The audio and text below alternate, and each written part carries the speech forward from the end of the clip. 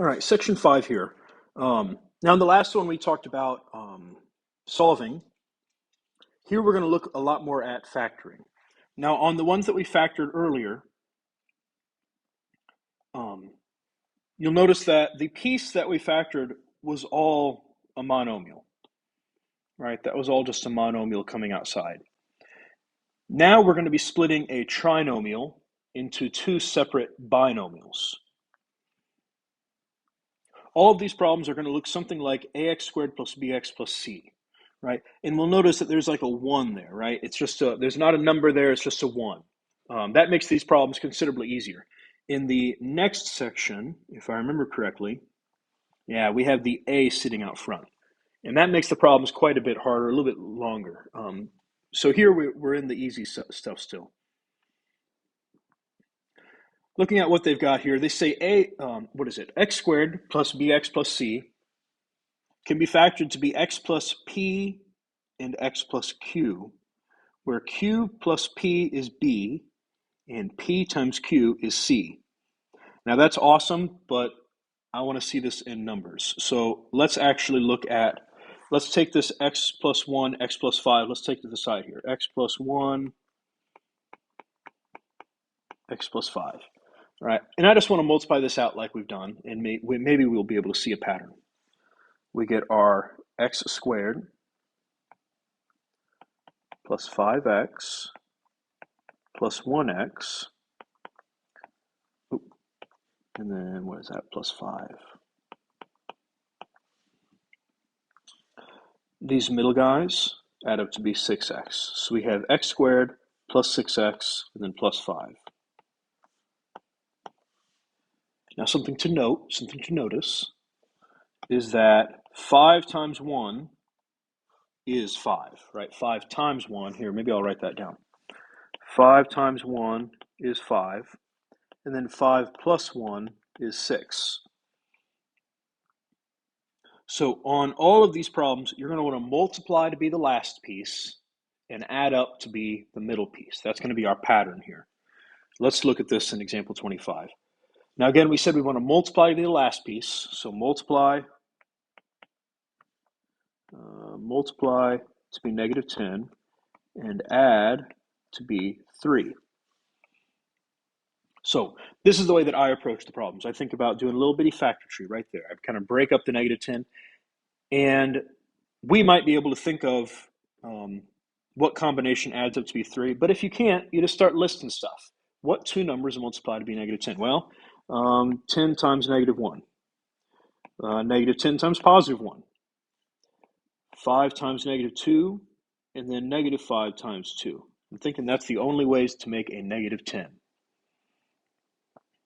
So now I start thinking about what happens when we add them up. Well, 10 plus negative 1 is 9. Negative 10 plus 1 is negative 9. 5 minus 2 is 3. Oh, that's what we wanted, right? We wanted a positive 3. So this is our combination that we want. And just to show this last one, negative 5 plus 2 is going to be negative 3, and that's not what we wanted. So we're going to want the numbers 5 and negative 2. So we open up some parentheses here. In the first spot, we get an x, because that's the variable we're dealing with. And then we have a plus 5 and a minus 2. All right, that's the process there. That is our answer. Just 2, I want to check our answer. I want to multiply it back out. So let me here. We'll box this in. That's our answer. But then I want to multiply it back out. X times x is x squared. X times negative 2 is a negative 2x. Then we have 5x. And we have negative 10. These two middle guys add up to be 3x, which is what we started with. We started off with the x squared, 3x, and negative 10. So that's our process that we're going to need to be doing. We multiply to be the last piece, then we add up to be the middle piece. So right here, we're looking for things that multiply to be 18 and add up to be negative 11. Now, let's think about this. We have two numbers. They're multiplying to be a positive, right? Positive 18, but they've got to add up to be a negative. That means they're both going to have to be negative numbers, right? So let's think about negative 1 and negative 18. Well, that doesn't work out. That's going to be, what is that, negative 19. we'll say -2 and -9. Well, that adds up to be -11, and that's what we wanted. So this is it right here. So again, the reason that I picked negatives is because this 18 is positive. And if you're multiplying two numbers and you get a positive, they either both have to be positive or they both have to be a negative, right? Because the double negatives give you a positive. Because we're getting a -11 when we add them up, we know they've both got to be negative. Now, -2 and -9, we break this up and we say, well, this is x minus 2, x minus 9. And that is our answer.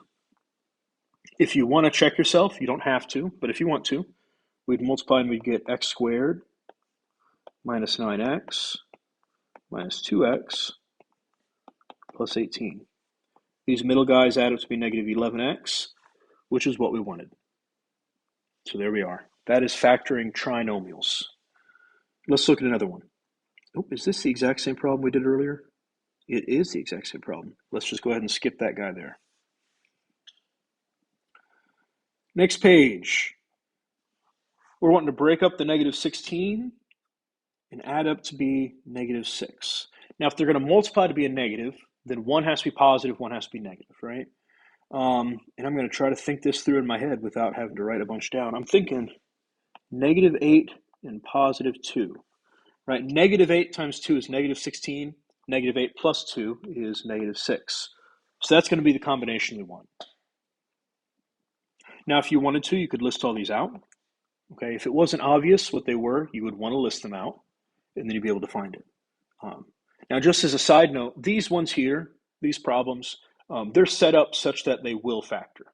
Okay, there are some of them that they just don't work out. So if you think about something like x squared plus, I don't know, 1x plus 2. Right, that's just a side note, just a separate problem. 2 can be made by 1 times 2 or -1 times -2. There's no way for them to add up to be a 1. Okay, so I just want us to recognize that these problems here, these examples, and then also the homework over this section, they're set up such that they work out. Okay, in the future, you might get ones that don't work out, and you'd have to be able to recognize that, well, this doesn't work out. And then we'll be learning other methods to solve after that. But going back to 28, we found out that it's -8 and +2. So we'll have y minus 8 and y plus 2. And that's that. 29. We're looking for two numbers that multiply to be -40 and add up to be -3. I'm thinking 5 and 8. 5 times 8 is 40. We want it to be a -40, so one of them needs to be negative. And they add it to be a -3, so it needs to be the bigger one. So 5 minus 8, that gives us -3. That works out for us. So it's going to be n plus 5, n minus 8. And there we are. All right. Is number 30 our last one? It is. Things that multiply to be -24 and add up to be +5. Well, I'm not seeing it right away. We'll say 2 and 12. Well, that can't give you a 5. I guess one of them would need to be negative anyway. What could we say?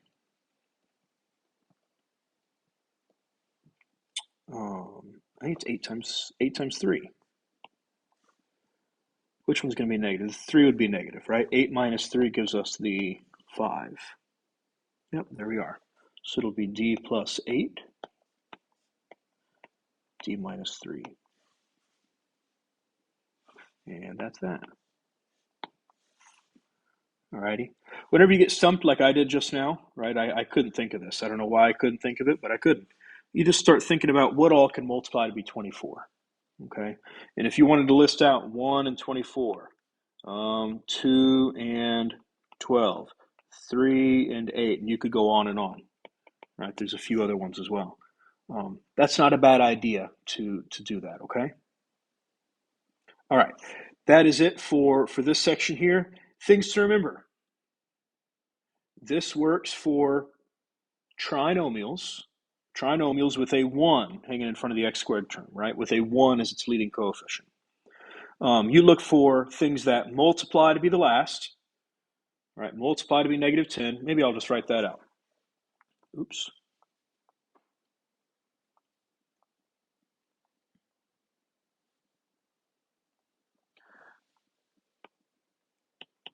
Multiply to be the last,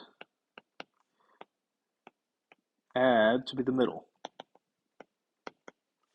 That's what we're looking for. Multiplying to be the last term and adding up with the middle term. All right, that is section 5.